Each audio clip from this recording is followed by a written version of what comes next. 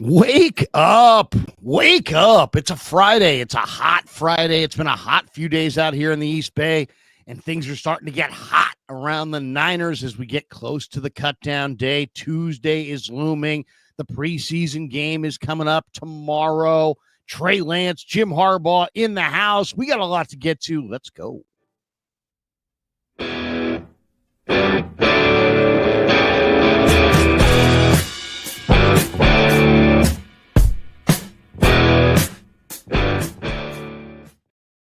Indeed, there is an awful lot looming out there in terms of the 49ers, their roster, the season, which is officially coming on like a freight train. Just over 2 weeks until week 1, Seattle kickoff. Let's go. It's good to have you here. Thank you so much for joining Wake Up. Our first one this week. It's been a busy week, obviously. Larry and I are happy to connect finally after we did a Sunday Wake Up, and we'll be doing a Sunday Wake Up this week because the 49ers are playing on Saturday night. Like Larry said, we got Trey Lance. We got Jim Harbaugh back in the Bay Area. That adds extra sprinkles on a preseason finale, Larry, where to me the theme straight out of the NCAA tournament. Survive in advance. That's it. That's all the 49ers need to do. Survive this game. No new injuries. Advance to the regular season as healthy as you can possibly get there. And we know that that's been an uphill battle this whole time, this whole preseason, man. It really is something else. It's like somebody's got a voodoo doll of the 49ers that keep on sticking pins in it. We're going to get to all of it. We're going to talk about adding Sky Moore, a few other things that are going on, but it's great to have everyone here. Again, Larry, you said it's hot out. Probably a great weekend to go get some barbecue. I know you got some recommendations about that. Let me just say, anyone who wants a little sandwich, check out Ike's. Ike's is everywhere these days. Hopefully there's one opening near you and our good friends at the Dubliner West Portal. Can't wait to have us back sometime, Larry, to tip a few back with them and have a few drinks with our great fans and listeners who, again, we always ask, hit like and subscribe. It's great to see everybody. Good morning. Yeah, good morning to everybody. Thanks to Pig and a Pickle for being the title sponsor of the Krug Show. Check them out. They're in Emeryville. They're in Corte Madera. They're open 7 days a week from 11 a.m. till 8 p.m. or until they run out. And they do run out, so get there early, get some brisket chili. Thanks to Damon and Mary for being the proud sponsors of the Krug Show. Also, we're brought to you by Sharp Corners Sports Cards and Collectibles. They're at 205 Cypress Avenue in Pacific Grove, California, along the Monterey Peninsula. Thanks to Anthony Catania. He's at 831-521-5264. And we're also brought to you by Claw Daddy Arcades, one of our newest sponsors, Claw Daddy Arcades. Great follow on Instagram at Claw_Daddy_Arcades to find a location near you. They've got brand new locations in Capitola Mall and Visalia Mall opening this year. So thanks to all of our sponsors. The links are in the description below for all of our sponsors. If you want to support the show, support the sponsors, it's a great way to do it. We are live as we get rolling here a few minutes behind 9 o'clock. As we are now at 9:11 West Coast, 11 minutes after noon back east. If you're watching live on YouTube, do us a favor. Hit the like button, hit subscribe, click that notification bell, and every time we go live, you don't have to miss a minute of the action. And remember, when the live stream wraps, you can catch the full replay on our side anywhere you get your podcast, Spotify, Apple Podcasts, wherever your favorite platform is. Just search under The Krug Show and you'll find us. But, man, we, as always, have tons to get to. So let's jump right to it. So let me ask you, man, because you were down in Santa Clara all week. Yeah. What's the vibe like down there? Because I'll tell you, this has been a pretty good vibe throughout the entire camps, I think, for the 49ers. But it feels like the pressure and the reality of the fact that we're watching guys, especially in that wide receivers room, fall over like dominoes. Availability is now a serious question as week 1 approaches. Did you feel like the vibe changed at all? Have they started to shift from, hey, we're having fun, to, holy shit, this is coming fast? No. I mean, the thing about it is injuries do impact the psyche of a football team, but it's when the guy's gone for the year. That's when it really, because guys get hurt all the time. Heck, my son got hurt the other day playing football. He hurt his wrist. You know what I mean? It's like he got in the car. I wasn't like, what? You hurt your wrist? Where did that come from? I just was like, okay. Par for the course. We'll talk to the doctor. We'll get an x-ray. We'll blah, blah, blah. Because football, you get hurt. And that's just simply it. And then, we've talked about this. There's different approaches to the preseason. There's the McVay approach, which is rest all your dudes and just show up week 1. And then who cares if you're rusty, but just make sure you have all your guys. And then the Shanahan approach, which is old school, which is, hey, you know what? You need to build those calluses in August to get through football in September, October, November, December, January, February, so. And he believes in that. And, so that's a deal with the devil where you're going to probably lose a guy and you're going to get to week 1 and you're not going to be rusty. You're going to be ready to roll, but you're going to be down a guy or two. So they are not down anybody for the year. Right. So on that standpoint, I don't think there's any morale. Like, it's not like when they lost Jimmy G or when they lost certain guys where it's like, oh, okay. Now that kind of, when they lost Bosa at MetLife a few years ago in week 2, that was like, oh. There's no season-ending anxiety. And I didn't mean to cut you off there, but do you think that whatever Shanahan's plan was for this third preseason game, I think he kind of wanted to use the third preseason game as my starters are going to play a quarter, maybe a half or something like that. I think he was going to ramp up and play this one, pretty aggressively in terms of getting guys some reps. Do you think that changes now? Do you think that he's had a change of heart? I wouldn't begrudge him that at all. I think Shanahan wanted to use the third preseason game as an official tune-up. I think doing that right now might be a little fool's gold. Like, I think you have to change your strategy based on the way the war is going, what's happening in the battle. And I would exercise an awful lot of caution here. Even if he doesn't want to, I think he might have. I think he should. Well, I don't even know if it's even a decision for him to make at this point. I mean, so let's just take, look at the roster, for example. At running back, you're probably not going to play CMC. Okay. Guerendo is healthier. Don't want to get him hurt again. I wouldn't play him. I don't know if he plays. Jordan James is not going to play. Corey Kiner's back, by the way. Those of you who are like, you owe Damon a steak dinner. No. Damon will be owing me 2 steak dinners. Corey Kiner is back and will be back. If he is not on the opening day roster. No. It was the roster. It wasn't the opening day roster. So you have all year. You have the preseason and 17 weeks of football to get. You said Corey he was not going to be a Niner. I said he is going to be a Niner. You didn't say he would be on the roster on opening day. He is going to be on the roster. He is. All right. Well, we'll see. Well, no, don't amend. Why would we?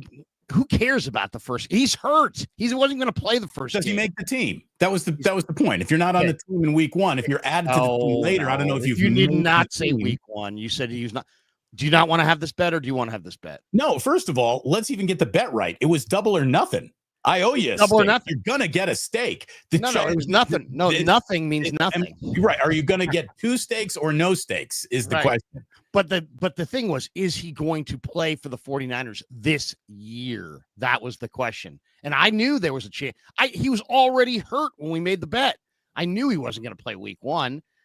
It was just a matter of, is he going to play for the Niners? And I do think he's going to play for the Niners. So there you go. All right. Well, then he actually needs a carry then, Larry. It's not just enough to be dressed. He's going to have to touch the football. The point was the same, which is there is nobody left. So it's Keyshawn Vaughn and Jeff Wilson this weekend, period. End stop. That's it. That's all they got. So there will be no resting of those guys. I mean, they're just going to, I feel like that's kind of the spot he's in. I mean, I don't know about Purdy, but like Mac Jones isn't going to play. They got rid of Sudfeld the day after they got him. So it's going to be Carter Bradley and Tanner Mordecai. Do you think when they cut Tanner Mordecai, they just tell him, like, don't go far? Don't get on an airplane. Don't leave the city. Don't leave Santa Clara. As a matter of fact, you don't even have to leave the property. Just go sit down in that room over there marked utility closet, and we'll come back for you in like 48 hours. Well, I just think that, the light, such as life in the NFL, it's like, do you like me? Yes, we like you. But we don't have a roster spot for you today. I thought the Sudfeld thing was very bizarre because, I watched Sudfeld work out and I was like, God, this guy looks so bad. His ball is wobbly and weak. His movement sucks. He's a gigantic. He's 6'6". He's got tiny little calves. He doesn't move and he doesn't have a big arm. So it's like, what are you doing? Niners. I'm looking at him the other day, thinking to myself, what is this plan? Is this guy? I know this guy's from Santa Clara. I know this guy's, somewhat local. But I mean, Niners, are we totally lost our mind? I mean, you think Nate Sudfeld throws a better ball than Tanner Mordecai? And Tanner Mordecai is like 4 times as fast as Nate Sudfeld. It's just. And I'm so it was a ridiculous guys the guy to even get excited or worried about. It's just. Well, I kind of disagree, but I mean, they're both decent prospects in their own right. But I mean, I just come on, man. I mean, there was no reason for Nate Sudfeld at all, and they just looked at him for one day and they're like, no, we'll go back to Mordecai. But yeah, that's life in the NFL. It comes quick, it ends quick. By the way, people listen. Greg Joseph might be sitting in a hotel at in Santa Clara somewhere. I mean, and there's 7. That's the other thing. What the roster dynamic has changed with this last game. It used to be this last game was like you're gonna make the 53-man roster, or you're gonna be one of like 4 guys on this like taxi squad, or your like career is over. Right now, each team in the league has 17 spots to fill on their practice squad. So they're really every single guy in training camp outside of a handful are going to probably make some team in the NFL. So you just don't know. You're going to be on the practice squad. And people would say, well, what's the financial difference? The league minimum is about between like $750 and $800,000. The practice squad, I think it's like $200,000. Yeah. So it's, it's quite a bit less. So, people will be like, well, he wanted to be on their practice squad. No.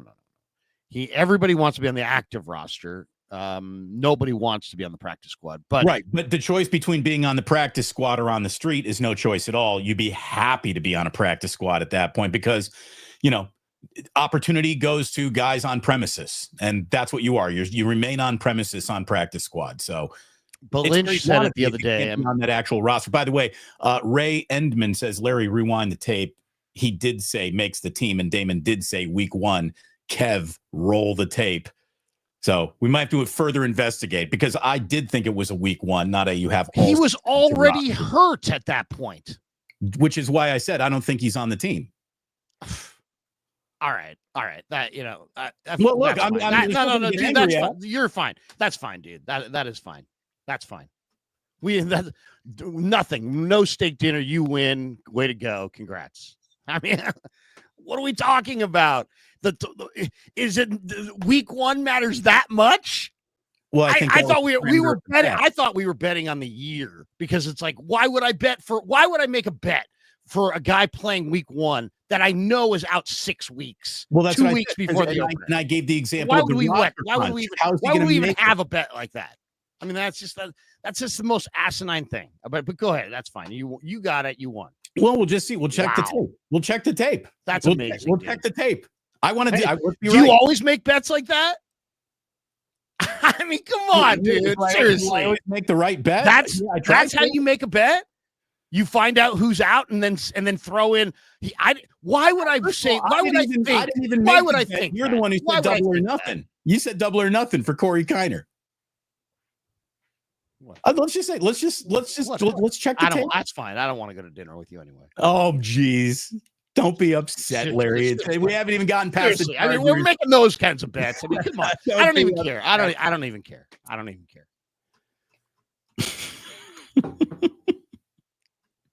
Anyway, what to watch versus the Chargers. More than anything else, you're watching the sky. That no helicopter has to land and medevac a 49er to a hospital. Nobody gets hurt. That is the number one thing. There's nothing that could happen in this game that is more important than please nobody else get hurt at all before week 1. After that, I got to tell you, Larry, I think the thing that I'm most interested in watching in this game, besides some roster battles on the 49ers, is Trey Lance. I mean, he makes this kind of more interesting than it should be, doesn't he? Trey Lance under Jim Harbaugh. What are we looking at? Is this guy going to put himself in position to really be a backup quarterback on a team that has huge aspirations? I don't know. Is Trey Lance going to be a practice squad guy?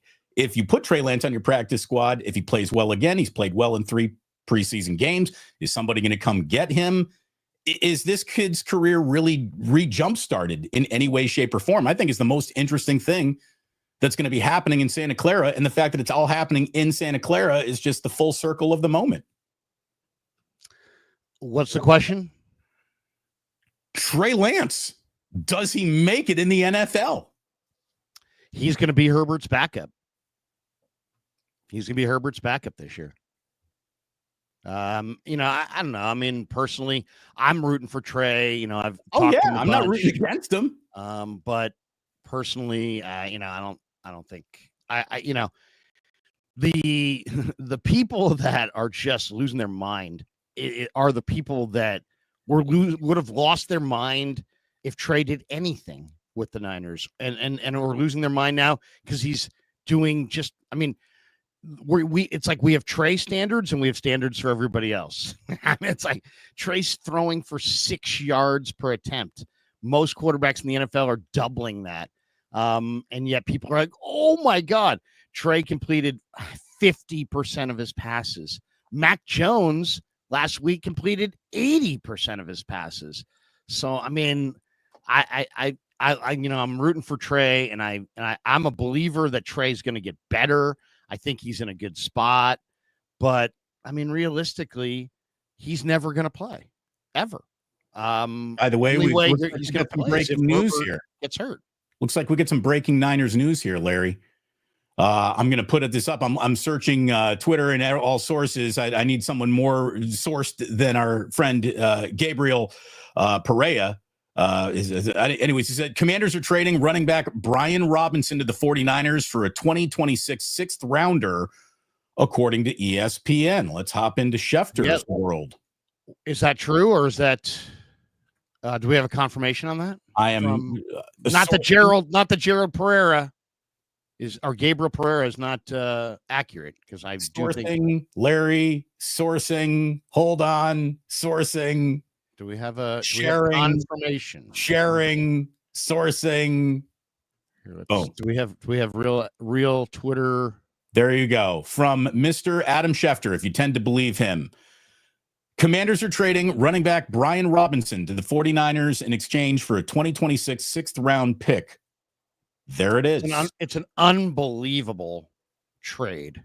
If you're a Commanders fan, this is the weirdest thing about the NFL. You'll see this. Now, this thing always surprises me.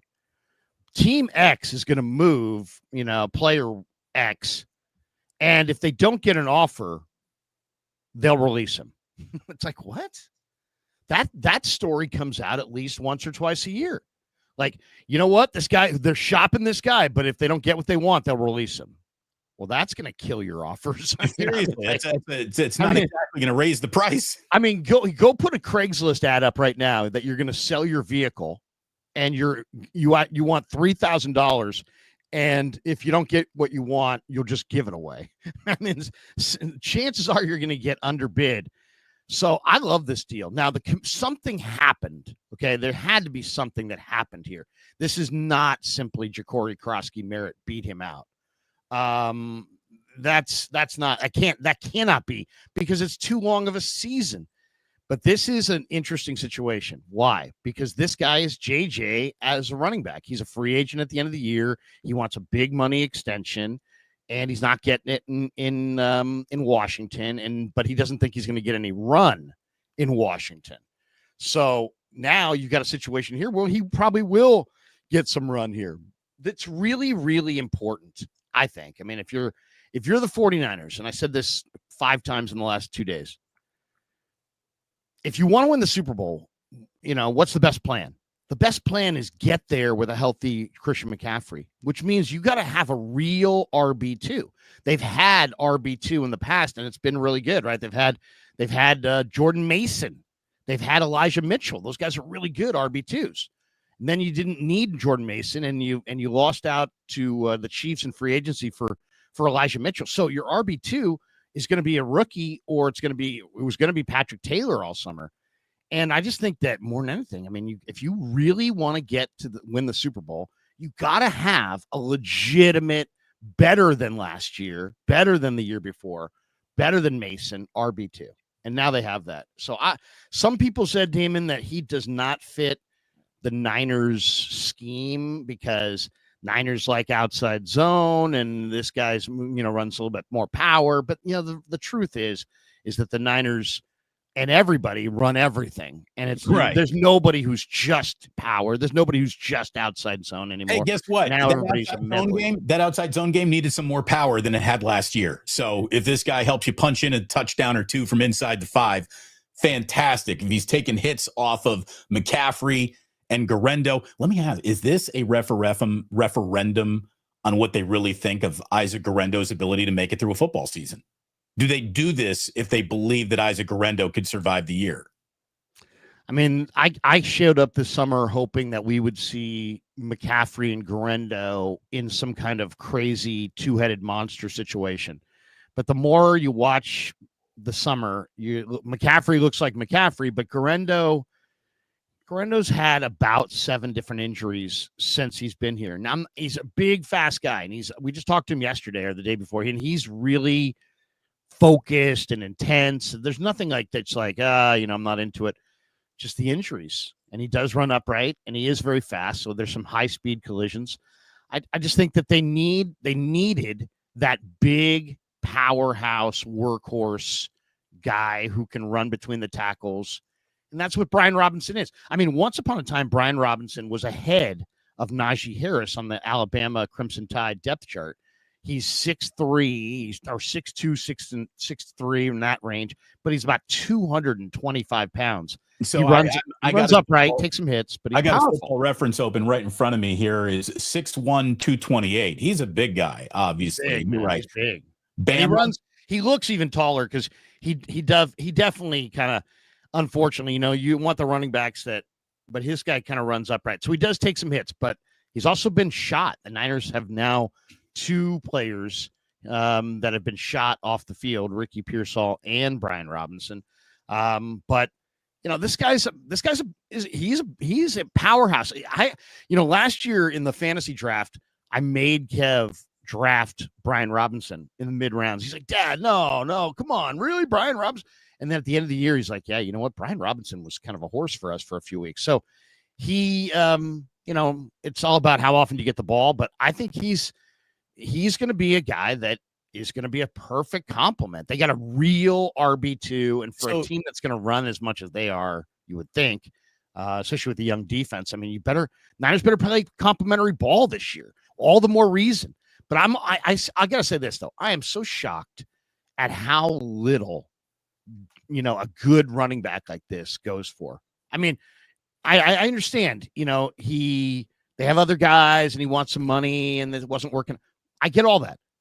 But you're still talking about a guy who had almost 1,000 yards last year and like 8 touchdowns, and all you got was a 6th round pick. Well, that's the thing. Earlier valuing of the RB makes no sense. When you described him earlier as a power back, that you start, your mind starts jogging. So, so he's not a guy who's going to catch the ball out of the backfield. No, not at all. This guy does catch the ball out of the backfield.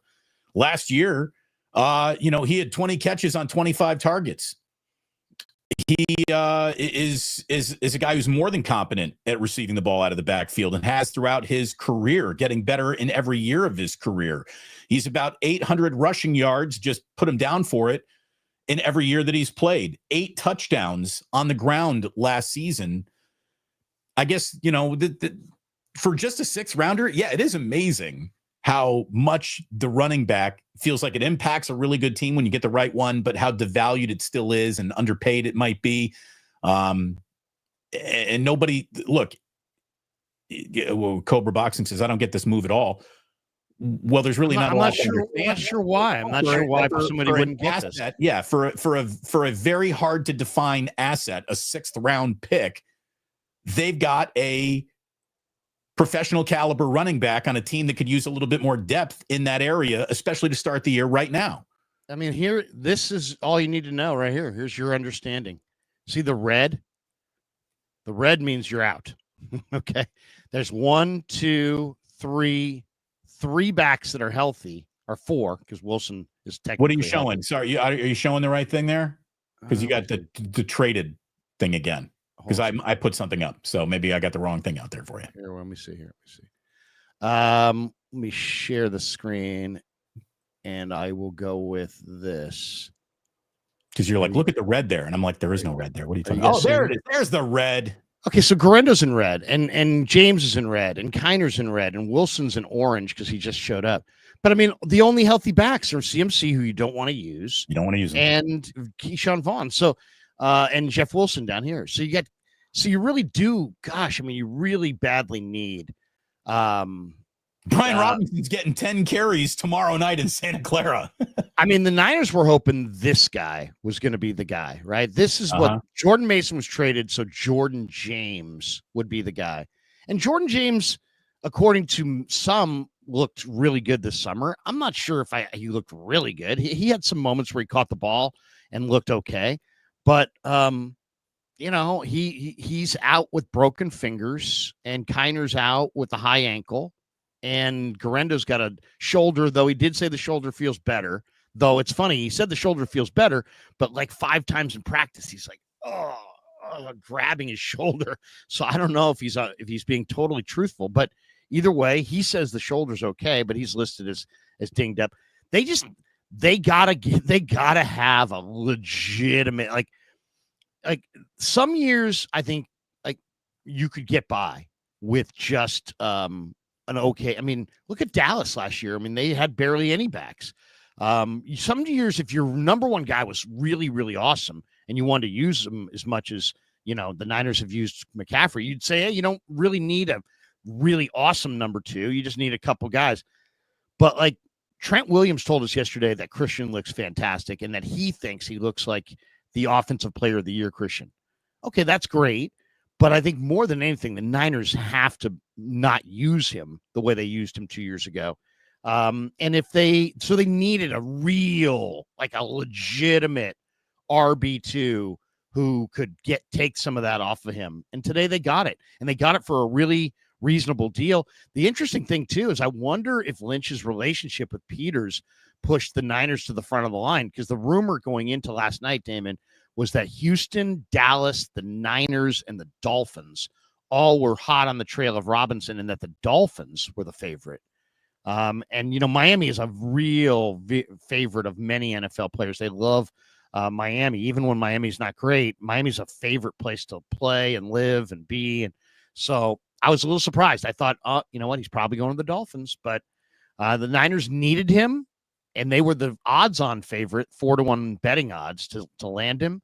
And I think if you're a Niner fan, you should be thrilled, absolutely thrilled. And now we could get into the Sky Moore, into the other, and what that means, and all the other moves. I think it's exciting today. I think that's really exciting. It's a good move. How about this? Why be angry at a move that basically makes the team better for sure, deeper for sure, and you give away nothing to acquire this asset? If he doesn't have a future on the team, that doesn't matter. The move that they made today is for now, not a future move. It's not a 2 years down the road move. It's a now move. It's a beat Seattle in week 1 move, and they needed to do it. They did it. I'm wondering, Larry, if while they're on the phone conjuring up this deal, somebody else got hurt. No. I mean, every time somebody shows up, I'm like, my first question to somebody on the sidelines of practice, who got hurt? Who got hurt? Somebody always got hurt. I mean, I saw Tanner Mordecai yesterday. I'm like, where's Sudfeld? He got hurt. So he got hurt. Everyone gets hurt. I wonder if there was any further discussion about Terry McLaurin. I mean, you're on the phone, you're making a trade. I wonder if there wasn't like, hey, you know what? Why don't we take this 6th, make it a 2nd round pick, and you give us McLaurin too? I wonder. The 49ers. I mean, look at the Niners. I mean, it's like, can you really? I mean, I think the 49ers, somebody said it about a month ago, and I think they were right on it. The Niners are done spending all this big cash on wide receivers. I mean, I think they regret spending the money they spent on Ayuk. I don't think they're going to give JJ an extension, and I don't know. It just seems like another big money receiver. I mean, McLaurin would be great, but I don't know. I'll say this. There has to be something going on here. We haven't gotten to it yet, but there has to be something going on with Jennings. He did come up to practice the other day, Damon, and he basically just stretched his calf in the corner about 50 yards away, had some 49er person take some pictures of him stretching it, and then wasn't there the rest of the week. Or if he was there, he was inside. I didn't see him the rest of the week. And look, maybe he's getting treatment. Who knows? Maybe he's getting treatment. I mean, the calf injury, I think, is legitimate. I'm not saying that it's not legitimate. I think it is legitimate. But then the question has to be asked. If he has a calf injury, do you really want if he has a calf injury, do you really want to sign him to an extension? It's like, I want an extension, but I'm hurt. And it's like, wait a second. Are you hurt or are you not hurt?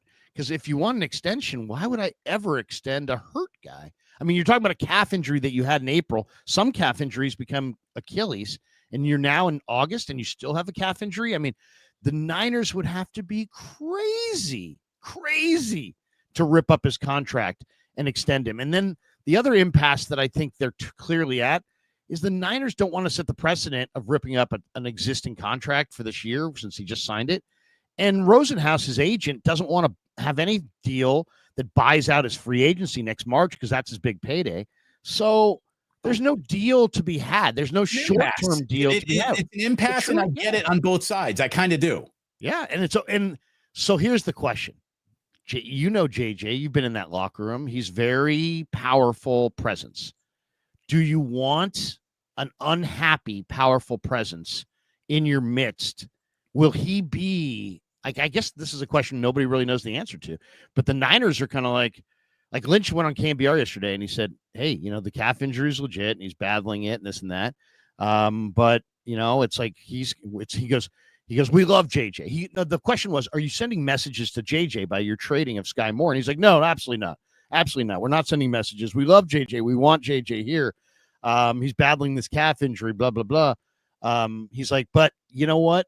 Then he said, but you know what? We're getting to the time where it's time to get on the field. And so now we're at that time. It's time to get on the field, right? The games matter after this one. So what if JJ doesn't want to get on the field? Then the Niners have to have options like other receivers. And then if he does get on the field, I mean, if he does show up, are they happy if he shows up and he's not happy? I mean, and people say, well, come on, Krug, he's making $7.5 million. He'll be a pro. And he might be a pro, but give you an example. Mooney Ward last year, and I didn't realize this at the time. Obviously, he went through a lot, but he just did an interview a week ago or 2 weeks ago where he said, as soon as I found out the 49ers were not going to extend me, I emotionally shut it down.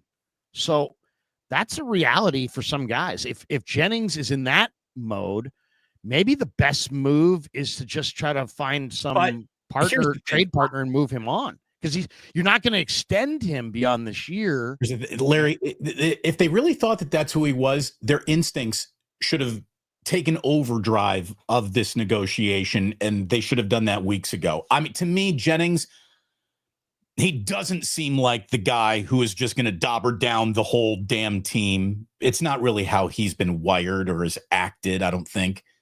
I'd also say that, hey, man, if you're betting on yourself, you're betting on yourself. Like, you have to take the deal that you're making with yourself, and to bet on yourself and win big, you have a great year in your walk year with the San Francisco 49ers. Like, do you want to join the $22 million a year club? Well, getting pouty and upset about not getting the extension when you have every opportunity in the world in terms of snaps, targets, and all the reps that a guy who normally would be buried on a depth chart isn't buried by.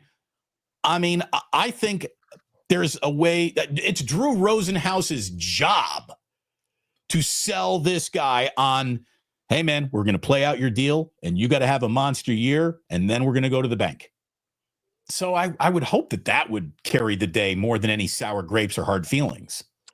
And you're probably right. It probably will. But, it's just this is a hard sport, and it's like you want guys that are all in. And, what level of all in is he going to be? Is he going to be salty in the corner of the room? Is he going to be a total pro? Is he going to be, I don't know. I mean, he's been a total pro up to this point, but They basically came into camp with, hey, pay me or trade me. Like, we're playing super hard ball. Pay me or trade me. And then Shanahan said, well, he didn't formally ask to be traded. Right. So it's like, well, what? So it's like kind of like a pay me or no, trade me, or I'm going to have a calf injury for the rest of time. It's like, so I don't know. And then what added more, credence to the conspiracy theory is when people were like, hey, does he have a calf? And Shanahan's like, go talk to him. It's like, since you're not making him available to us, we can't go talk to him. We're talking to you. But that makes it sound like he's unhappy with his contract. So I don't know. I don't know what the story is. I do know the Niners like him. He probably has limited options. Maybe they'll just play it out, but I don't think there's any chance. Like, I looked at the neighborhood that he's in, and I looked at the neighborhood that he wants to be in, and the neighborhood that he's in is far more in line with his skill level than the neighborhood that he wants to be in. He's making money with the Drake Londons of the world, and he wants to be paid with the Terry McLaurins of the world. And he doesn't have Terry McLaurin production.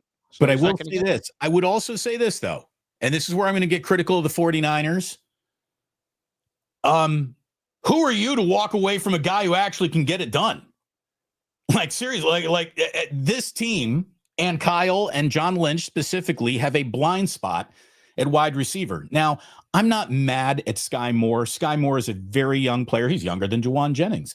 He is a guy who might be, or he's probably not gonna be. That's why they were able to get him for so little. They're like, oh, what a great deal. They got Sky Moore for nothing. That's because Sky Moore doesn't do very much. So that was the price. But you're trading for Sky Moore this late in the game because of 2, 3, or 4 wide receiver moments in times, forks in the road where you kick the can down the road rather than actually doing something. Like, they didn't trade Debo when they should have. And, they're in the situation because they didn't have the balls or inclination to trade Brandon Ayuk either before they extended him, after they extended him, pre-injury, post-injury, that draft. Are we going to deal him? Is something going to happen? They decided no. They re-signed him, and it's been nothing more than an acrimonious relationship ever since. You're adding Sky Moore because of the Danny Grays and the Chris Conleys and the Ronnie Bells and the Dante Pettises and all the guys that didn't work out. And you're here because of Ray McLeod and Willie Snead and so I think it's very particular on the Sky Moore thing. I think I hate to say this because he's a great kid, but he's such a smiley faced guy that he does kind of think like he looks like a kid to me. But it's about Junior Bergen. Junior Bergen is a really nice kid, but he is a passable punt returner with limited speed and moves who won't play offense. And he doesn't play, and he's not a kick returner.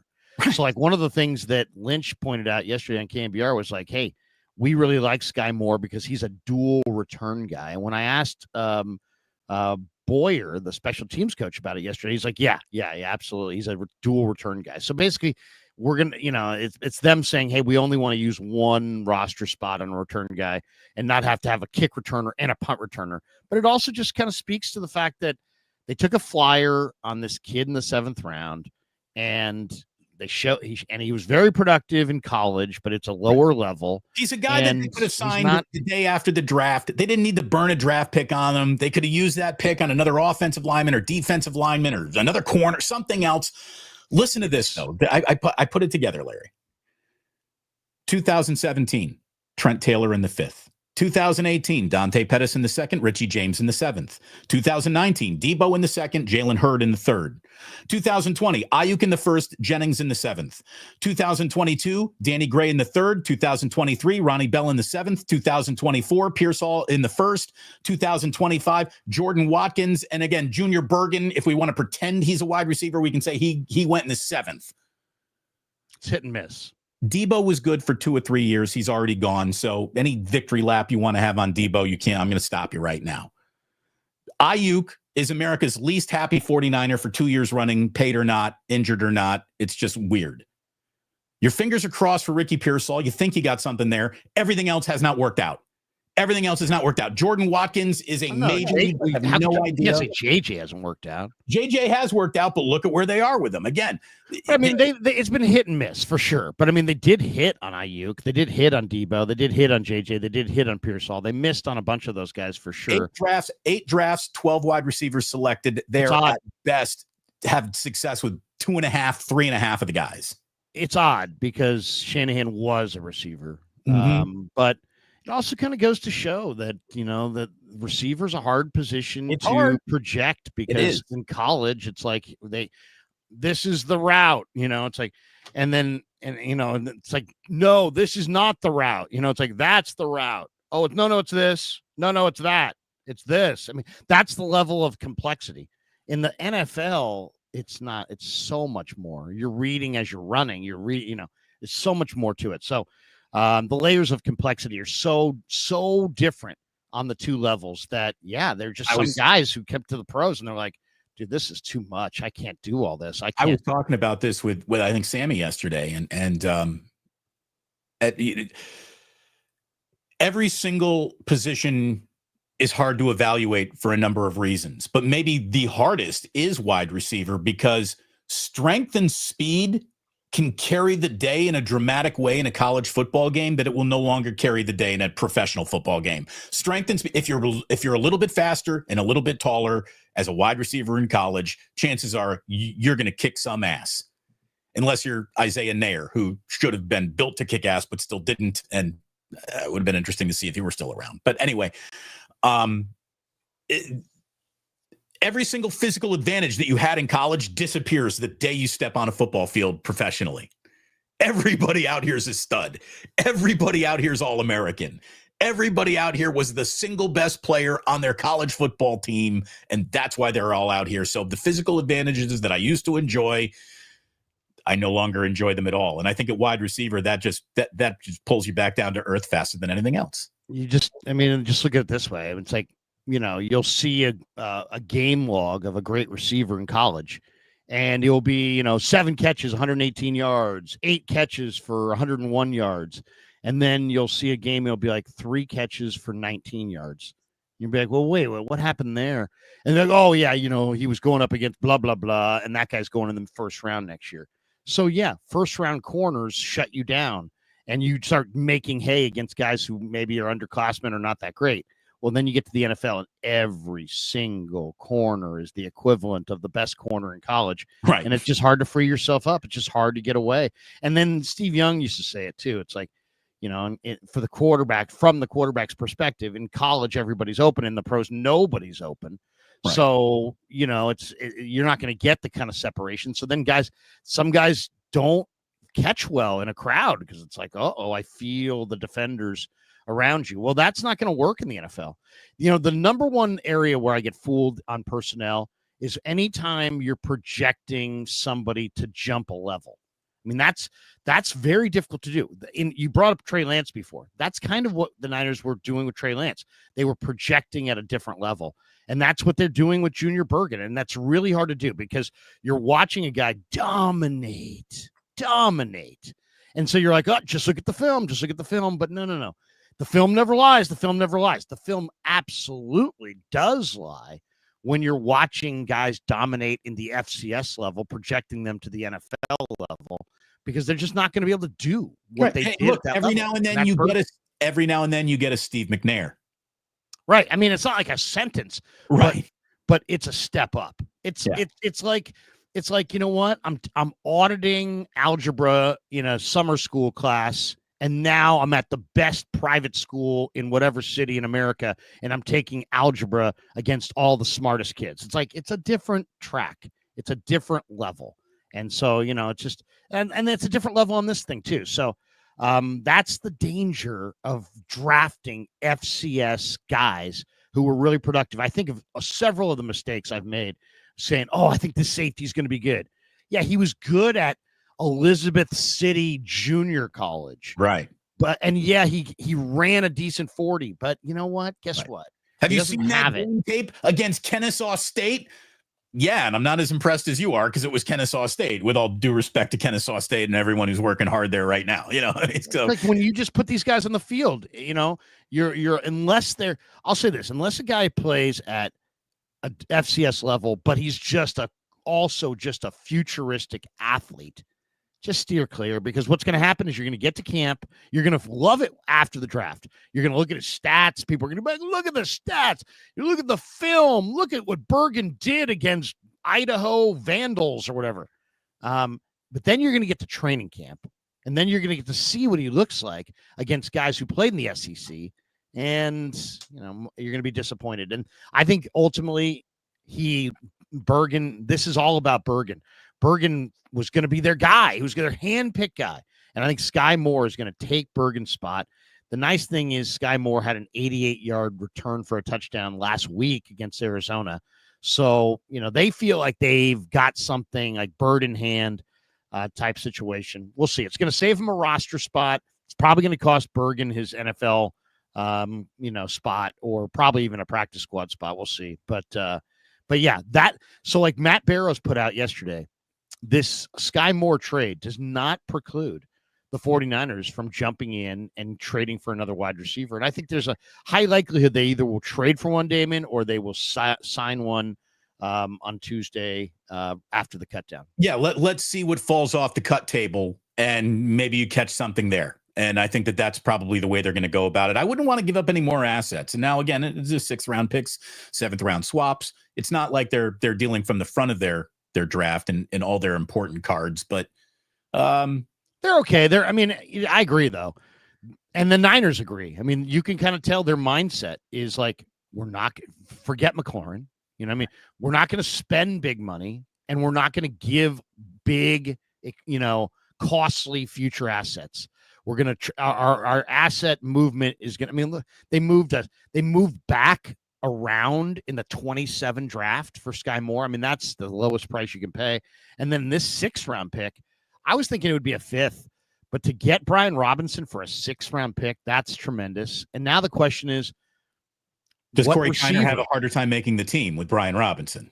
Steak connoisseurs would like to know. Corey Kiner is going to be on the Niners going forward. And, and what he was an undrafted player who showed a ton this summer. And he established himself as an NFL player. He's going to make it for sure. As far as he would have made there's no, in watching what I saw this summer, I would say no doubt Corey Kiner is RB2. He's been better than Garendo, better than James, better than Patrick Taylor, way better than Jeff Wilson and Vaughn. But now he's got a high ankle sprain, and he's out, and it's a bad one, right? It's not like a 2-week variety or 3-week. It's going to be like a 6 or 8 week variety. So he's going to be out a while. He will be on their team, and he will have an NFL career. And it sounds like it's going to be here. So I was a little put off when people were like, you owe Damon immediately, because I'm like, no, I don't. I expected him to be put on some kind of a list and to start the year on some list because he's not healthy, but I didn't realize that was the wager. We're talking about what we're watching in this final game. Number 1, everybody stay healthy. Number 2, Trey Lance. It's interesting for a number of reasons.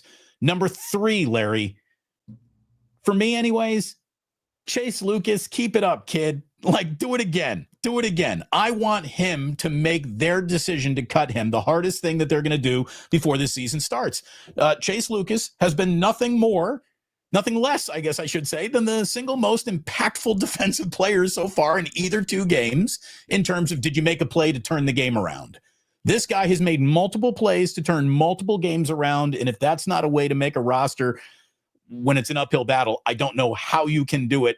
If he has one more really good game tape, cutting Chase Lucas is going to be tough to do. I hope he makes it as hard on John Lynch and Kyle Shanahan as humanly possible. Go Chase Lucas. And then I also have to say, Nick Martin made such a leap from game 1 to game 2. I'm really looking forward to seeing what he does in game 3. If he takes another dramatic leap forward, he can He can play in this league. There's no doubt about it. There's just no doubt about it. So those two guys. I mean, think about this. There are people that put their the hill they were going to die on was that Nick Martin wasn't going to be a player. It wasn't good. Think about that for a second. It just think about how fast that guy is. Think about how dominant physically he is. Why would you write a guy off who didn't have the technique but had all the athletic gifts that anyone at his position could ask for? Like, give it a minute. People want to be the first to marketplace with the definitive evaluation of player X. I want to be the first to tell you that he's either going to be really good or really bad, and then I'm going to try to talk that into existence in spite of all evidence to the contrary. People are crazy. I mean, it's like, do you blame the right fielder if there's a fly ball to left that he races from the right field line, cross center field, and into left field and dives, and he doesn't make the catch, but the left fielder was nowhere near the ball? Do you blame the right fielder? You say, God, that right fielder should have made the catch. Well, yeah, he dropped the ball, but he dropped the ball in right field or left field, and he's playing right field. Right. He ran 130 feet to get there. Yeah. And where was the left fielder? And where was the center fielder? And why is the right fielder making a catch on a ball that was a fly ball to left field? I mean, that's literally what the first preseason game was. It was like Nick Martin. First of all, you got to know the score. Like, the score in football is that you can evaluate some positions out of season and without hitting. But then, like, running back, you can't evaluate at all until it's live. But then linebacker, you can't evaluate at all until the games, because you don't let linebackers tee off on your players. So he did not hit live at all. Not once since Oklahoma State. And he missed like the second half of the year. So It had been over a year since Nick Martin had actually hit anybody, and he overran some plays because he's just he sees it and is so fast. And people are like, oh God, he was a disaster. It's like, what are you watching? Yeah, and look, what are you talking about? He's feeling NFL speed for the very first time. That is the right time to misjudge where you need to be on the field, because you've never seen anything this fast happen before ever. And you remind me of Jared Rice. Talk to any professional athlete, no matter the sport. What's the number one difference between what you were doing and what you're doing now? The number one answer: speed. All the time. Speed. How fast everything happens. How fast you got to move. How fast you got to process it. How fast you got to evaluate it. How fast you need to do all the physics and math in your own mind to be at the right angle to meet the guy or the bat or the ball or the ever. Speed is the difference between college and pros. So for this guy to be making mistakes born out of speed, when the mistake isn't he's not fast enough, I don't have a problem with that. I don't understand. To me, I didn't get this one at all. Well, who's so down on him? I don't understand. Who's so down on Nick Martin? Dieter and I have battled over this one. Jake and I have battled over this one. The Dieter show that I missed. Dieter's, and I don't want to put words in Dieter's mouth and let Dieter defend himself, but Dieter didn't have a great grade on him. Okay. And I have an incredible grade on him, right? I was like, this guy's a star, and Dieter's like, I don't know. So maybe I'm wrong, maybe he's wrong. I don't know. But here's the thing. The guy had 4.5 speed. He had 26 reps, so he's really strong. He's probably the strongest linebacker in the entire draft. Look at his arms, dude. He's yoked. He is huge. And not only that, it's not like that's where the profile ended. He led his team in tackles both while he was in there last year and the year before. And he was among the leading tacklers in the entire country the year before. So when a guy, there's a lot of different ways you can scout linebackers. One of them is you can go right to the list of tackles, and a guy who makes over 100 tackles in a game is probably pretty good, or in a season is probably pretty good. So like that's one way to look at it. So if you just want to go look at I always do this exercise before the draft. I always go and look at the tackle leaders at the FCS level, at the FBS level, and I want to see who made all the tackles, period. And then let's go watch the film. Like, let's watch the film, but let's know who made all the tackles, and then let's go watch the great athletes, and then let's go watch the film. And if somebody's, stars in all three areas, draft them. You know what I mean? If they're fast and strong and productive, draft them. But I don't understand how people could look at that guy and see what he did against the Denver in week 1 and be like, oh my God, I'm down on him. Really? He flew all over the field. If the Niners had 4 linebackers like that, they would be unbelievable. So yeah, he looks really good. I don't know how much he'll play, but he does look really, really good. And who's the other guy you were talking about before him? Chase Lucas. Oh yeah, Chase Lucas. Chase Lucas got a break yesterday because he's in the running for that last roster spot in the secondary. And it's down to just a few guys, right? I mean, first of all, Chase Lucas has a few breaks. Upton Stout sounds like has a calf injury that I don't know if they were worried that it's Achilles or whatnot, but he hasn't been out there, and that's a concern. And Lucas is his backup. So there's no question he's got that advantage. He could make the team solely on that alone, that Upton Stout is hurt. But then there's also the back end of their cornerback room. Jacob Robinson, Saron Neal, Fabian Moreau, Darrell Luter, and Lucas, and Trey Brown. Well, yesterday, the Niners put Trey Brown on injured reserve. So Trey Brown's hurt. That takes a major competitor away from Chase Lucas. So I'll say this. I mean, all these guys are going to make it. They're all going to either make the 53 or they're going to make the practice squad. I would love it. I was talking to Lombardi yesterday, and he was saying this. He's like, I'd love it if Chase Lucas made the team because he's such a great quote. He's such a great guy to talk to, and he's willing to talk, and he's willing to kind of, really let it go and be honest. So for quotes-wise, I would love to see Chase Lucas make it. I do think he's going to make it because of the injury to Trey Brown. So I think he's going to be on there. I think their corners are going to be Green, Lenore, Stout, if Stout's healthy. So that's 2.5, let's say. Then it's going to be Flowers. That's going to be number 4, let's say. Jacob Robinson, I think, is going to be number 5. And I think Chase Lucas is probably going to make it as the 6th corner. It's probably between him and Luter. I would go with Luter because I think Luter is definitely the better prospect. By the way, that might be the biggest position battle remaining in this game. But it really comes down probably Lucas, Luter. But then there's also, and Niners should remember this. Niner players should remember this. This year, more so than the past years, the Niners will, Shanahan said, we're having meetings, we're canvassing the league, our personnel department's canvassing the league. If they decide that there's a corner in Tampa's camp that they liked better, I have a feeling this year, this is the year you're going to see them bring in, I would say, 2 or 3 guys. The other wild card factor is Saron Neal. Because Saron Neal, the Niners are probably going to keep 4 safeties.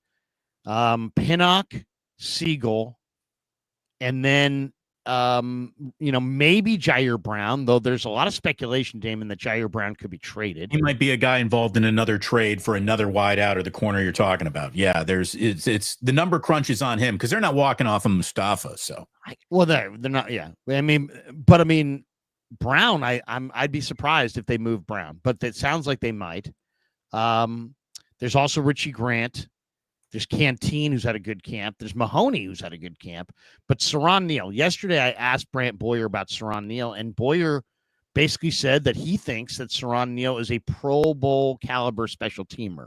So any breakdown of the Niner 53 is going to have to include Saron Neal. Right. I mean, you don't call a guy a Pro Bowl special teamer, guarantee him $2.2 million, and not make the roster. Well, so Boyer got to pick some of his groceries, and he's one of them. And he picked Neal. And we'll see. Neal, he says Neal is a really awesome special teamer. Interestingly enough, he's run with the 2s at times on special teams. So I'm not exactly sure what to make of it. But Neal also played a lot of corner and safety, I believe, in the last week or so in practice. So there's no question Saron Neal is going to be on the team. Last thing I want to see in this game is, somebody, anybody, nobody's pretty much out there somebody at wide receiver flash a little bit for the 49ers, not named Ricky Pearsall. Bobby Choice, I'm looking at you. Robbie Chosen. Bobby Choice, I'm looking at you, Bobby Choice. Isaiah Hodgins, come on down. Let's see who's going to make a few plays and maybe be a part of what will be the worst starting wide receiver group in week one, maybe in all of football for the 49ers. Let's see somebody make a play. Somebody make a play against Jim Harbaugh's defense and the Chargers coming into town, who's at a 5:30 kickoff from Levi's Stadium. By the way, we'll be doing a watch party over on the Plus. Please come on by. Trying to get to 50,000 subs before the bye week. I'm going to need an awful lot of Larry's audience to come and give my channel a kiss on the forehead. Please give the algorithm a kiss on the forehead for both of us today by hitting like and subscribe. If you are watching, lots of people here, lots of people excited. Crazy number of people are watching today. Yeah, well, I think that's what happens when the Niners also break a little news while we're in the middle of the show. And also, it's our first wake up of the week, Larry, so people can miss us. There's almost 2,000 people watching just on my YouTube side. Oh, that awesome. is a crazy, that's ridiculous. A great number. We have almost 3,000 people in this stream this morning.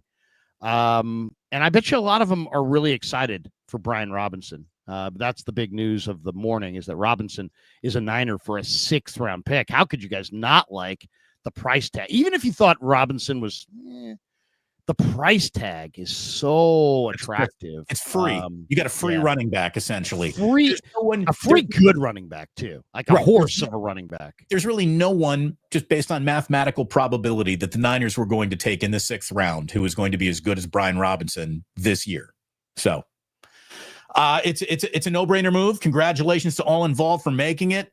Unfortunately, they're still kicking around the odd lots bin of the wide receiver group. By the way, don't let Keenan Allen have a good year, Larry. I'm going to be insufferable if Keenan Allen has a good year for the Chargers. I'm just telling you. You wouldn't be in this Sky Moore nonsense and business and all their than JJ and the holdout and the calf and all this other shit. You just signed Keenan Allen for money, no draft pick, but he didn't want to play in San Francisco. He didn't say that. He said he wanted to play in LA or stay in Chicago. Money makes people think differently. A little bit more money could have been I don't know. Anyways, good luck to the 49ers. Just get out of this damn game healthy. I dare you. I freaking dare you to come out of a football game without a list of injuries I didn't even know occurred that has 3 guys hitting season-ending IR Monday afternoon when Shanahan talks about it. I mean, there's competition this week. There's some good competition for sure. I mean, just a quick perusal of the roster. The wide receiver thing is wide open, as we know. Anybody, Gage is supposedly going to be ready for week 1. Chosen might make the roster. Hodgins might make the roster in week 1. They may go outside.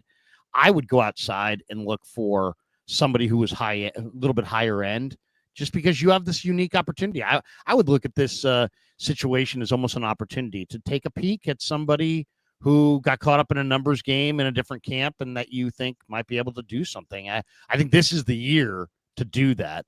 I think the other big one this, for Saturday night is tackle, is Spencer Burford, Austin Pleasance, Isaiah Prince, is who's going to win that battle. And then behind, the backup interior guys. I mean, you have Zakel, Hennessy, Colby, Drew Moss, Drake Nugent. You have 5 guys for probably 2 spots.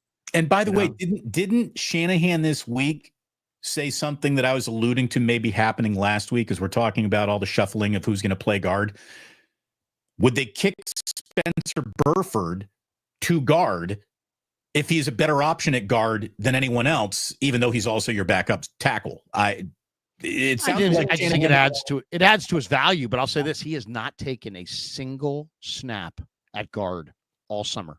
Not even one, and neither is Pleasance. So yeah, I mean, the question I think is how many backup offensive linemen do you want? Do you want 3 or do you want 4? I would guess they're going to go with 4, and I would say it's Connor Colby, one of those tackles, Pleasance or Burford. Probably Burford. My guess would be Burford. But I don't know if Burford's quick enough. It may, to me, that's a real problem. But I think Colby could be the starter for Dom Pooney in week 1 at right guard. Pooney still could be back for that, but Colby's definitely going to be on the roster. And then I would say Zakel is definitely going to be on the roster. Does Drew Moss make this team? Well, I think it's really comes down to Drew Moss versus Hennessy versus Nugent. Nugent played really well against the Raiders. Moss looked really good against Denver.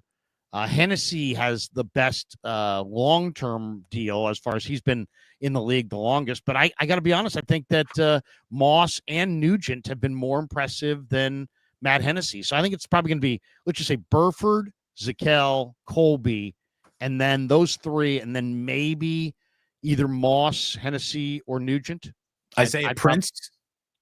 No, he won't make it. I don't think so either. He did not play well. He had 2 false starts. Yeah. He's a waist bender. He's not in great shape. He's not, I don't think he'll make it. So that's big. Then tight end, is Braden Willis or Tongas going to make it? I would imagine they're both going to be, they may both make it. They may neither make it. But they'll be competing. And then, running back, will we get a chance to see Brian Robinson? Probably not. Will we see Sky Moore? I think we will. How about this? If we don't see Brian Robinson, we're going to see 50-plus passes in this game. They just don't have the running backs to give many carries to or risk it. So I think if you are playing quarterback for the 49ers, Tanner Mordecai, Bradley, whoever it is out there, you're going to get a chance to throw the ball this weekend. Take advantage of it. Put something on tape for somebody. Defensive line's a big one Saturday night. I think the way I look at it, it's Sebastian Valdez versus Jordan Elliott. You're going to go five ends, 5 tackles, and your 5 tackles are probably going to be West and Collins and Kalia and Anderson. So those 4. So that means the last spot's either going to Jordan Elliott, Sebastian Valdez, Bruce Hector, Shaquille Brown. So it's probably between Jordan Elliott and Sebastian Valdez. So I'll be watching that. I'll be watching the defensive ends. The Niners have a couple of interesting defensive ends. Trevis Gibson and Jalen Allen, I thought, have shown some good things. That 5th defensive lineman or defensive end spots available. D. Winters, Nick Martin, Fred Warner, Luke Gifford. I think those 4 linebackers are on the roster. And then it's just a matter of, who's 5 and 6, probably Tatum Bethune. Maybe they go outside the roster for the 6th linebacker. Maybe they don't go with a 6th linebacker. And then the secondary we've kind of already gone through. So, yeah, there's another number of battles. And it's Super Bowl Sunday for about 20 guys. And that's what will make it interesting. So this is why we're watching. This is why I hope you stop on by the live stream that I'll be doing on my channel tomorrow. And then I know Larry, post-game gets going for you after the game. And I'll be joining you, obviously, when the regular season starts for a little post-game. But Larry and I are back at it doing a wake-up every single day after the 49ers play, which means Sunday morning. If you're on the West Coast, get up and have your breakfast with us. And if you're on the East Coast, starting at noon, have a little brunch with us, a little lunch with Damon and Larry as we, recap whatever we're about to see in this final preseason tune-up. And thank God the preseason is almost over. Larry, we got a lot of supers to get to. Shall we hop in? Yes, let's do it. We got 24 supers. Look at that. Before we get into them, just want to say to all you guys, thank you. Very cool. Sometimes you have streams where, especially in post game, where we've had 120 supers at times, and I'm like, whoa, there's 120 people that donated to the show. It's very cool. And then YouTube's got this new thing where people can donate 24/7. So I'll get these alerts on my phone. Hey, somebody saw a video and donated. So I just wanted to say, for whether you donated in today's stream or not, or if you've donated in a past stream, I just wanted to say, hey, Damon and I appreciate that. Very, very cool. It's a nice gesture. And it also, I think it's kind of a cool thing. We've got this one from JC Mania. Sky's the limit for the 49ers. Don't deny him that extra Y. 2 Ys in Sky Moore. He was a 2nd round pick. He's been a bust. They got him because Kansas City was going to cut him. But that none of that really matters. All that really matters is he an upgrade on Junior Bergen? And I think he probably If he is. makes 3 plays for the 49ers this year, the trade was worth it. Who knows, too? I mean, there are examples of guys that, you catch lightning in a bottle. It could happen. Yeah, maybe he speaks fluent Shanahan, and the two of them will be the 2 best friends that anybody's ever had. The return thing's all kind of new, too. So it's like guys who are good at it. It's like, you know what? Sometimes they could fall into a good return guy. That would be a good thing. Alex Dees says, who has a better game, Bradley's kid or Mordecai? Come on, Dees. Bradley's kid was just roasted by Niner fans so bad in that first game. I kind of felt bad for him because he'd only been on the team for like a week. And then he looked really good in game 2. I thought he's got a great arm. I mean, Carter Bradley's got a great arm. Mordecai, though, can run.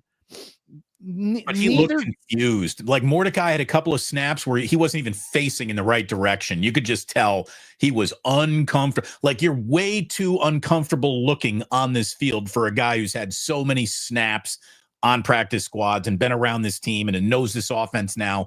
Why do you look more confused than Carter Bradley, who got here on Wednesday? Yeah, I mean, you're always looking for guys to progress. And look at it this way. Carter Bradley's taking this class for the first time. And Tanner Mordecai, audited this class last semester, is taking it again. And yet Carter Bradley did better on the first test. So I would say Bradley's got the better arm. Mordecai's got the better speed, but Mordecai did not improve from last year to this year. Interestingly, they both have the same issue. They kind of throw a flat ball, but Bradley's arm is special. I mean, like he's like at the top of the tier when it comes to arm strength. So I'd probably give him the slight edge, but I like Mordecai's ability to run. Invader 49er. Larry sent me a 49er mini helmet. Good man. Thanks. Oh, thank you, Invader. So Invader and I had the Willie Lampkin bet. And then he was like, Larry's not going to pay. He's welching on his bets. And anybody who knows me knows that I never, ever, ever don't pay. I always pay. And Invader got his 49er helmet out in, I believe, Charlotte, somewhere in the North Carolina area, I believe is where Invader 49er is. So, and believe it or not, that's not his actual name. But he's got a mini helmet courtesy of our Willie Lampkin bet. I'm glad that you got it. Paul Glass says, Damon will purchase $1,000 to Ike's if Indiana wins at Oregon. If Indiana beats Oregon. Beats my Ducks. When's that game? I'd love to go up to that game. I really would. I've always wanted to go to Autzen Stadium. I just don't think I can swing it right now. But go Hoosiers and get $1,000 of catering for Ike's. Either way, you'll be happy. Look at it this way. If the Ducks win, you'll have a delicious victory party. And if the Ducks lose, you can eat your pain away through all those delicious sandwiches. Go Hoosiers.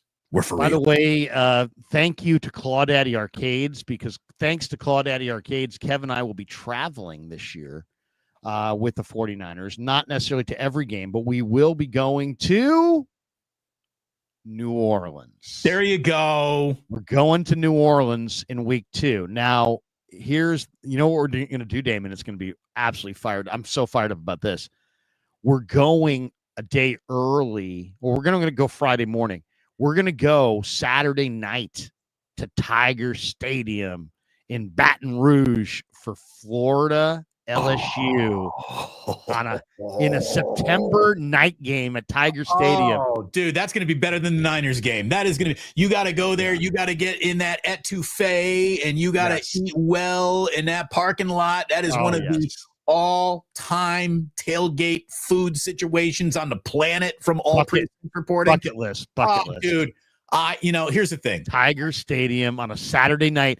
And I told Kev that trip is going to be sponsored by Right Guard, because our layover, I think, is going to be in Houston, which has got to be the worst, sweatiest, ugliest place in the world.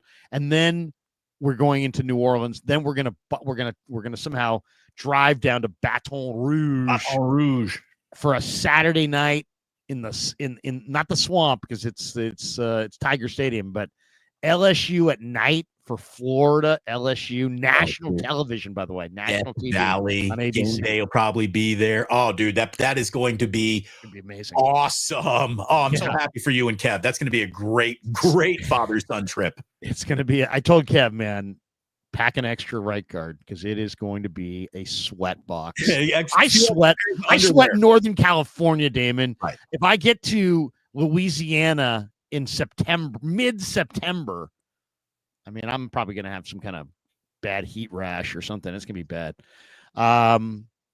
Okay, we got this. MSQ. Will you guys be doing a final 53 roster prediction? Of course. I mean, you know me. I'll be doing roster breakdowns. I've already done a roster breakdown the other day, but yeah, as we get a little closer, there's so many moving parts though this year. It's going to be very difficult to put together. If anybody can do a perfect roster prediction with this year's running back room and this year's wide receiver room, that is the guy you should be following and listening to over us, because that is an amazing thing. If you can get a perfect roster out of this thing, it's by the way, so many moving parts. Come Wednesday, Larry will be previewing the 2026 NFL first round, so he will have already moved on. Mel Kiper and Chase Field Yates, I should say, already are doing their first draft. They're already talking about the NFL draft. I saw them. Sellers from South Carolina is going second. I'm like, wow, you guys are really into it. Way. I'll check back, but I can't get into the draft talk until after the bowl season. Joseph Ernberg, we got a younger Patrick Taylor. Whoop-de-doo. Oh, no. No, Brian Robinson's better than that. Come on. Really? I do understand the comparison because they're both tallish running backs that run upright, but that's where the comparison ends. MSQ, Krug, you effing called it. Whatever 8-ball magic you have, you need to share the magic sauce, LOL. Also, Brian Robinson Jr. will be the backup moving. Will Brian Robinson be the backup moving forward? He's a free agent at the end of the year. So it probably is a 1-year deal. But I think, the Niners, the way football is. If anybody's good enough, you want them. But what I love about this is and I said it for the last 10 days, I thought Garendo was going to be the unbelievable RB2. But then after watching Garendo, I'm like, I don't know if Garendo can be the RB2. But the one thing that's clear is the Niners have to have a big-time RB2 because that's the only way to keep Christian off the field. So, and I love Christian. If you're watching this, we don't want you off the field. We just want you on the field on Super Bowl Sunday at 100%. And I don't, he definitely wasn't 100% last time, which is why he fumbled. MSQ, many men wished death upon Brian Robinson and Ricky Pearsall. Is it many men? This is a blood in their eyes. This is a 50 Cent reference here. Oh, I got you. They both were shot. Ricky said, we talked to Ricky the other day. Ricky is a really interesting guy, Damon. If there's one guy that I think you should try to come down to the Santa Clara and tell the guys you want to do a one-on-one with, you would not be disappointed if you did one with Ricky, because there's some depth there and there's a willingness to discuss everything. Like, you could say to him, do you think about being shot? Can we go back to, Union Square in that afternoon? He's like, there in a second. Yeah. He's willing to talk about it. He's one of my favorite guys to talk to in that room, Damon, because, some guys want to shut down every question. This guy is open to every question, which as an interviewer, that's a big thing when you can get your subject to be like, you want to go there? Let's go there. That's great stuff. Look, when someone goes through something that profound and is willing to talk about it, that's what you're looking for in an interview. Yeah. And that alone would make you go, whoa. Look at this one. Ray Dillon, 400. Is that a dollar sign or what is that? 400 rupees. It's about $5. Thank you very much, Ray. Is it? It is. He's from India. What is it? It's a rupee? It's a rupee. Rupee. He says, Ray Ryder, New Delhi, India, where I heard there's a few people hanging out. Watching my two favorite YouTube media masters. Did Carmen policy prevent Niners Super Bowl wins 6 and 7 by trading Charles Haley to Dallas, letting Deion Sanders and Ricky Waters leave in free agency. Letting those guys leave in free agency was not Carmen's undoing. But yes, Carmen has admitted to me, Damon, and others that they probably shouldn't have traded Charles Haley. Jerry Rice says trading Charles Haley is the single biggest mistake the 49ers have ever made as a franchise. Dallas has got a couple Super Bowl rings that it would suggest that's correct. Charles Haley was also a living, breathing psychopath to the point where, he made Aldon Smith look like he was well adjusted. I mean, Charles Haley was bonkers, absolutely bonkers. It would be seriously like if all of a sudden Nick Bosa got kind of mouthy, and then all of a sudden the Niners said, let's trade him to the Eagles. Yeah, trade him to the Eagles. And all of a sudden, Nick Bosa and the Eagles are winning like 2 of the next 3 Super Bowls. Well, Charles Haley whipped his dick out and took a leak right on Carmen Policy's desk. Once again, as I used to say to Gary Radnich all the time, but he was a hell of a pass rusher. He was a hell of a pass rusher. He really was. But that is none of that matters because he can rush the passer. You can take a dump on the console if you're Howard Stern. Oh, I guess not anymore.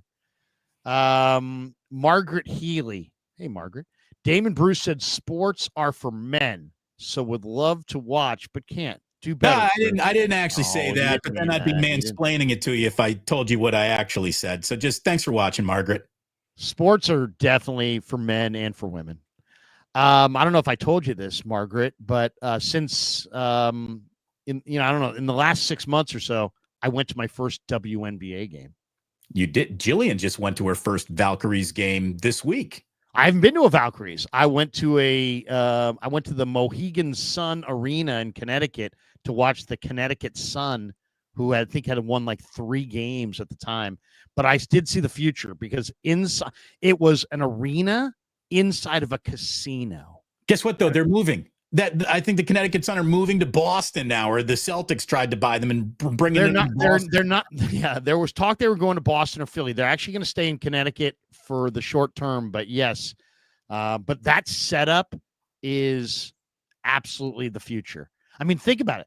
Go to a Warriors game. Imagine, close your eyes and go, hey, think of the Chase Center is really cool. Imagine the Chase Center where the game ended and all of a sudden you were in a casino.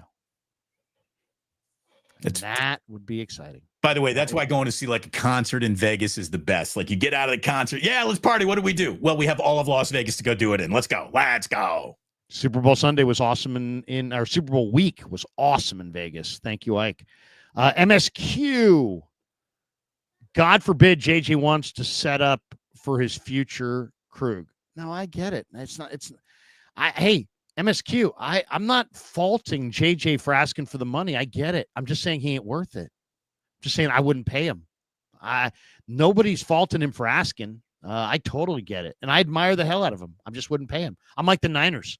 I compliment him to death. I just wouldn't pay him. Joseph Ernberg, poor JJ only making $7 million now. How could he even eat? Yeah, but you know what? Here's the thing about that, Joseph. These guys, okay, so if the guy's making $7 million, he's at the top of his field. It's the most popular sport in America. And to me,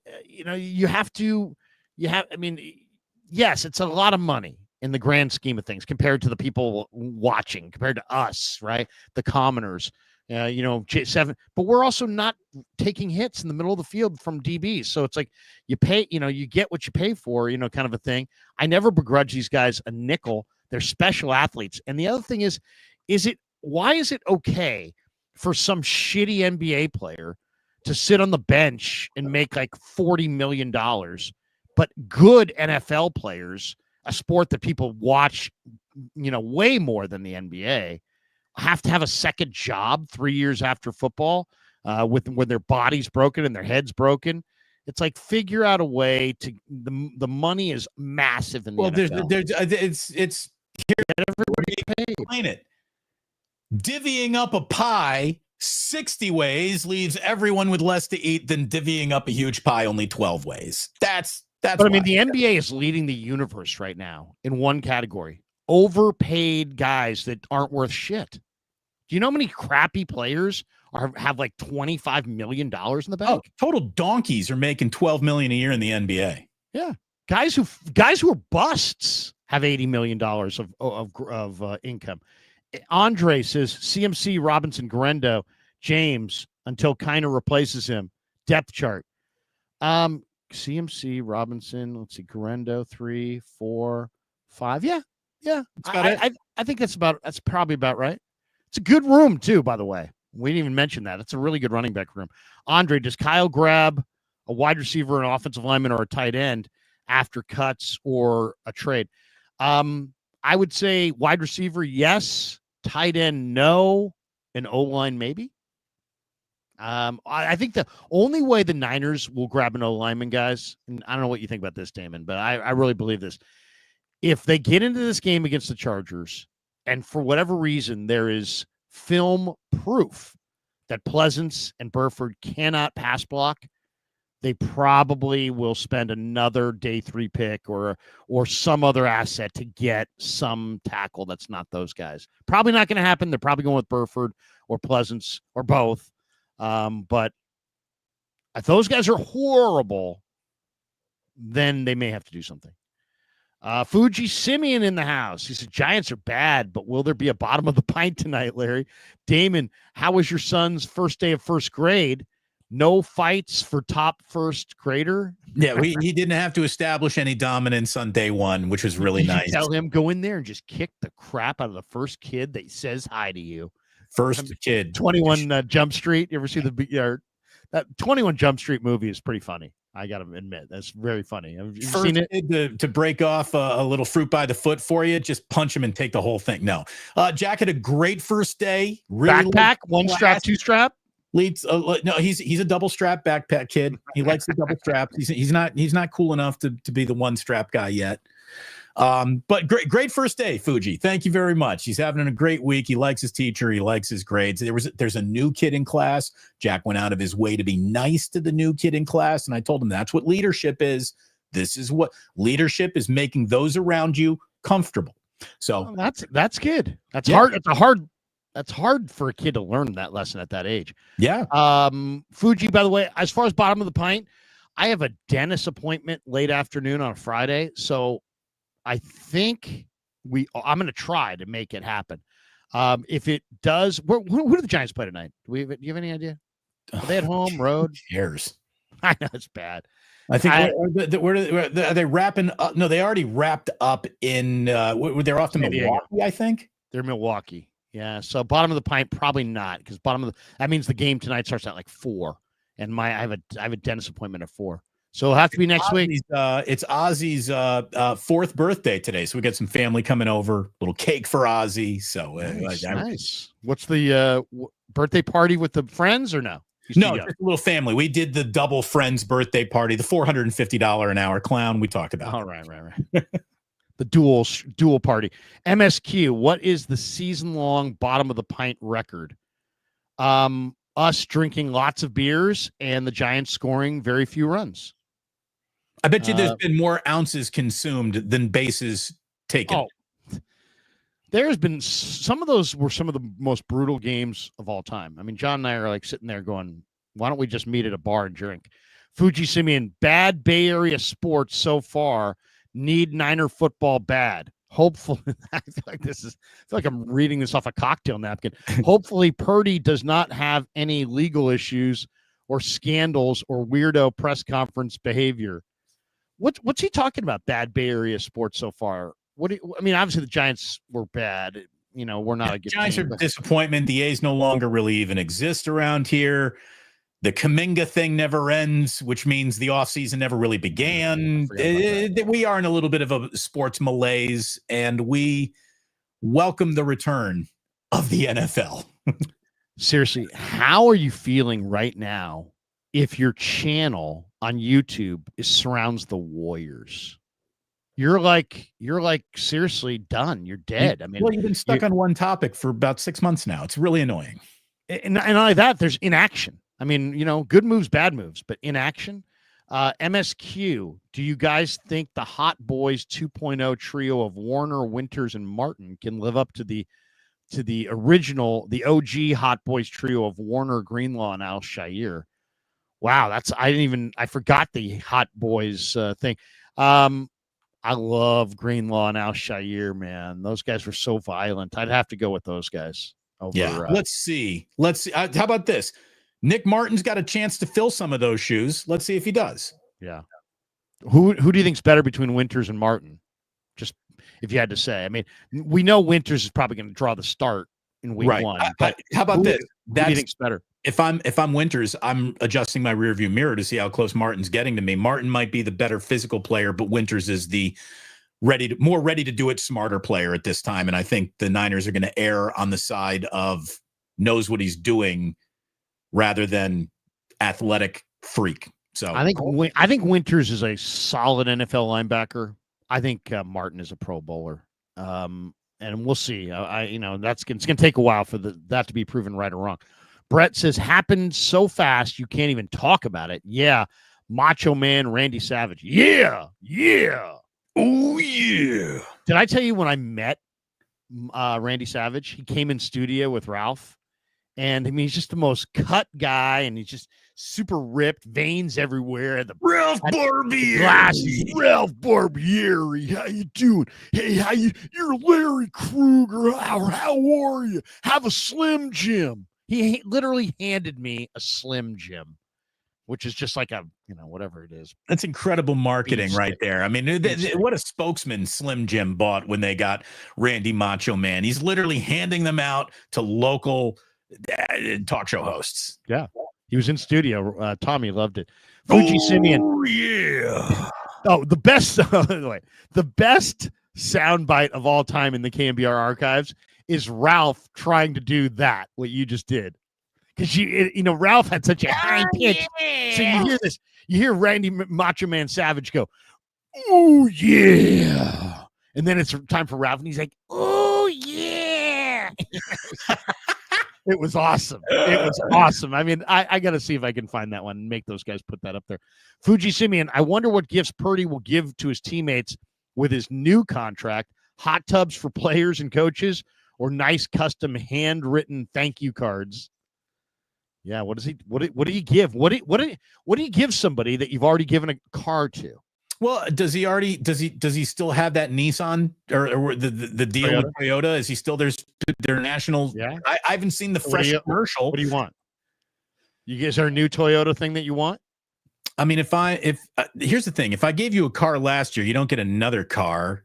So it might be a very, very fancy watch time, very fancy watch, like a $50,000 Rolex, something big like that.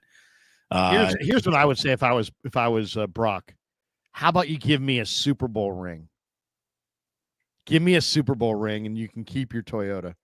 How about give me some protection? There you go. That's what Brock's is back. Barry Ford in the house. Bang, bang.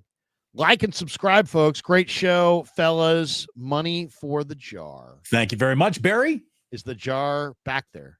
It is. You heard it. You'll see the JJ Raider Memorial Ganja jar. I know you got to put it on a high shelf. There it is.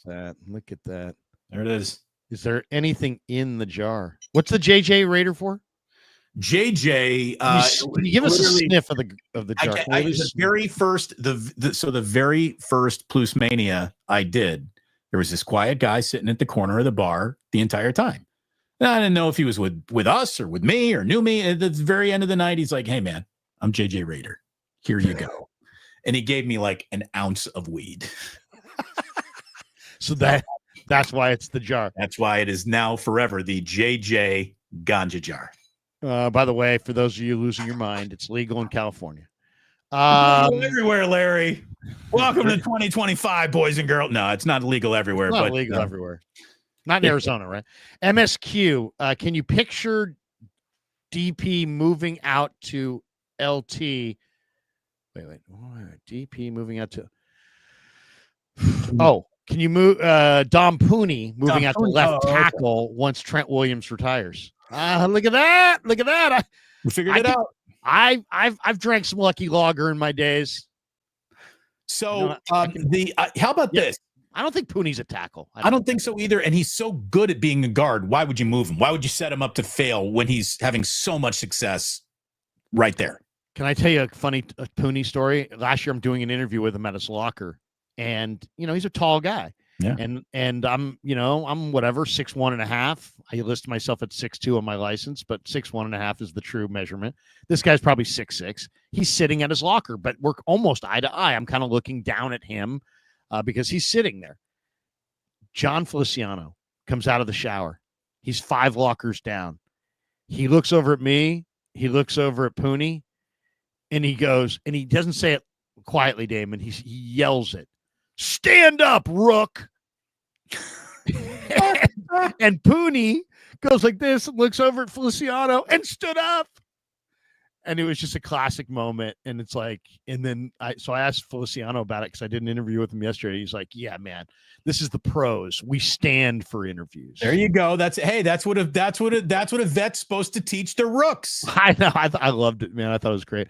By the way, the Cowboys doc is how rough Charles Haley was on Bill Romanowski. Charles Haley. Have you watched any of this Cowboys documentary?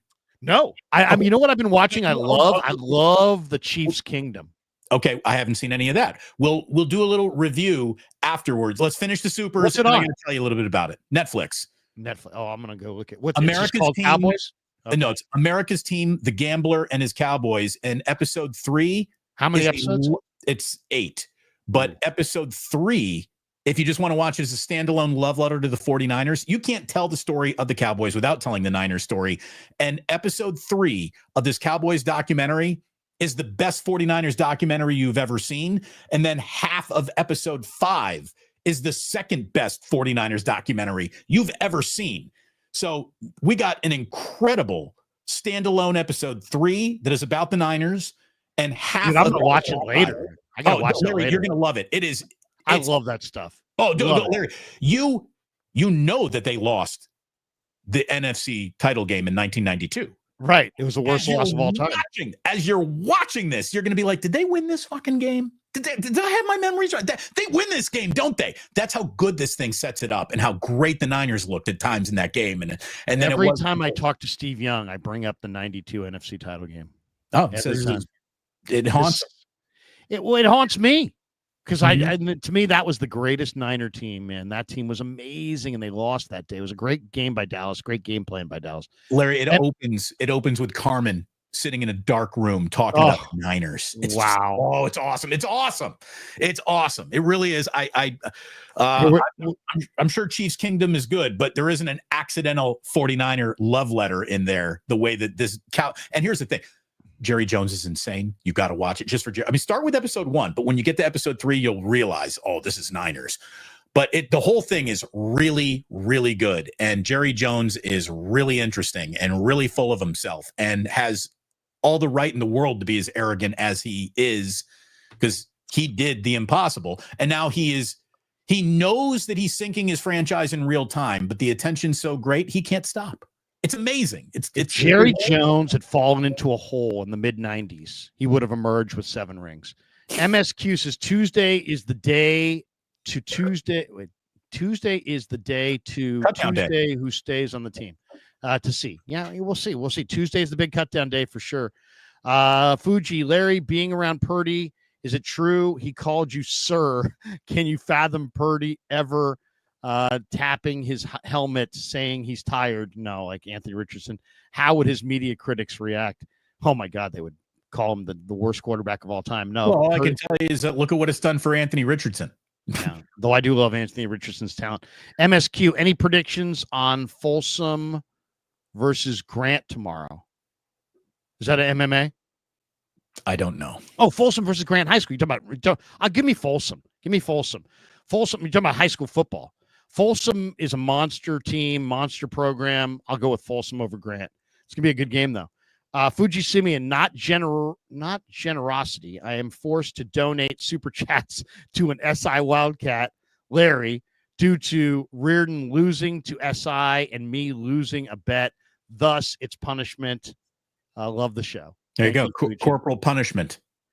Damon lives right behind Reardon. So you guys have that in common. You can share your Reardonness. MSQ on the, what is that? Oh, bottom of the pint day. Oh, okay. Would the number of supers equal a chug? Yes, it would. So I don't know if we're not doing it today, but we will probably do it one more time next week before the season ends. Sunday living. Brian Robinson Jr. Great. Now we're only 2 wide receivers and 3 linemen away from a decent offense. Shaking my head. Oh man, that's funny. I'll tell you what, they might have an easy NFL schedule. Week 1 is not going to be part of that easy NFL schedule. This is going to be they got to run it. They got a serious test for them waiting in Seattle. Couple last ones here, and then I got a jet. Matthew Short, the trade for Robinson. What does that mean for our young backs? It just means that they're going to wait in line. Simple as that. This guy's in front of them. Fuji Simeon, and they're not healthy yet, so they're going to love it. Fuji Simeon, college football wide receiver, our week 0 in Dublin, Ireland tomorrow. Yes, I love college football. I love college football more than pro football because I love the variety of the schemes. I love college football. I love the pageantry. I love it all.